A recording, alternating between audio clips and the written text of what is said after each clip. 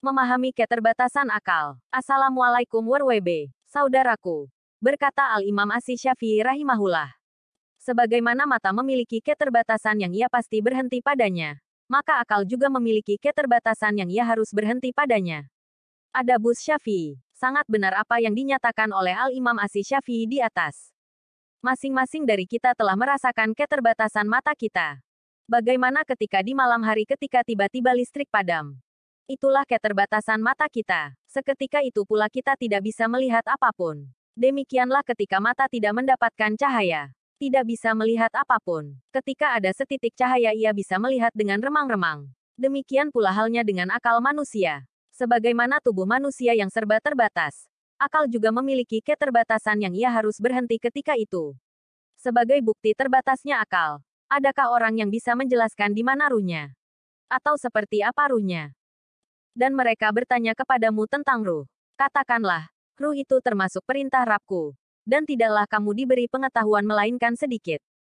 Quran Surat Al-Isra 85. Saudaraku, karena akal manusia terbatas maka sangat bergantung kepada petunjuk dari Allah Azza wa Jalla dalam menjalani kehidupan yang fana ini.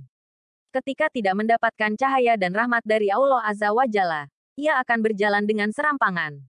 Terlebih ketika si pemilik akal bukan orang yang memiliki kehati-hatian, sifat wara, tidak takut kepada Allah yang Maha Perkasa. Maka yang muncul dari orang seperti ini hanyalah pendapat, perkataan, atau pikiran-pikiran, nyeleneh, yang hanya akan membuat dirinya sengsara dan rusak sebelum membuat orang lain sengsara dan rusak. Saudaraku, kata akal berasal dari bahasa Arab, akala, yakilu, aklan. Rangkaian ketiga huruf tersebut berkisar maknanya pada menghalangi, dan dari sana lahir kata ikal yang berarti tali. Mengapa menghalangi dan tali? Tali yang biasanya berwarna hitam yang melilit kain yang menyelubungi kepala pria dalam pakaian Arab Saudi dinamai ikal karena tali itu menghalangi kain tersebut diterbangkan angin atau terjatuh. Demikian juga tali yang mengikat binatang agar tidak lepas kabur. Saudaraku, manusia tidak tepat disebut antropomorfisme karena potensi dan keunggulan yang dimilikinya luar biasa besarnya. Akan tetapi manusia juga tidak bisa disebut sebagai makhluk antroposentris. Karena meskipun ia memiliki keunggulan dan keutamaan tetapi manusia masih memiliki kelemahan fundamental. Manusia dikaruniai akal pikiran dan intelektualitas yang bertingkat-tingkat tetapi manusia memiliki kelemahan dasar sebagai pelupa al-ghafil. Sayyid Hussein Nasr menyebut manusia lebih tepat disebut sebagai makhluk garis bawah teomorfis. Garis bawah suatu makhluk yang agung tetapi masih memiliki kekurangan. Karena kekurangannya itu maka manusia membutuhkan Allah Azza wa Jalla sebagai kekuatan ekstra untuk mengembalikan manusia dari kelemahannya sebagai makhluk pelupa al-ghafil, menjadi makhluk yang sadar al-zakir.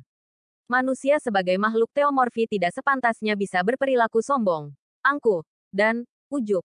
Karena Allah Azza wa Jalla Maha tahu kelemahan mendasar manusia.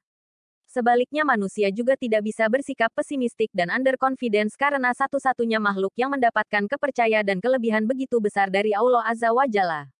Sikap paling benar bagi manusia ialah bersikap optimisme al-raja, yang diimbangi rasa takut khauf, dan dipandu dengan rasa tawadu dan mawas diri. Usaha keras bagi manusia bukan jaminan meraih keberhasilan. Betapa banyak usaha profesional namun tidak berhasil dengan baik seperti direncanakan. Ini semua menjadi bukti bahwa sehebat apapun manusia masih tetap memiliki keterbatasan. Karena itu manusia tidak boleh bangga dan angkuh yang ditandai dengan ketidaktaatannya terhadap segala perintah dan menjauhi segala larangannya.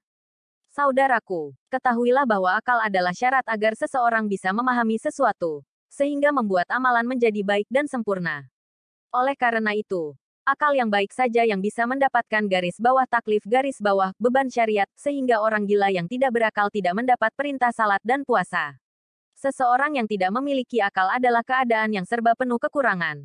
Setiap perkataan yang menyelisihi akal adalah perkataan yang batil. Oleh karena itu, Allah Azza wa Jalla telah memerintahkan kita untuk memperhatikan dan merenungkan Al-Quran dengan menggunakan akal.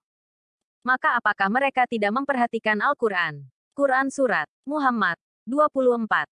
Semoga Allah Azza wa Jalla mengaruniakan hidayahnya kepada kita, sehingga kita tetap istiqomah senantiasa optimisme al-raja, yang diimbangi rasa takut khauf, dan dipandu dengan rasa tawadu dan mawas diri untuk meraih ridhanya. Amin ya Rabb. Wallahu alam bisawab.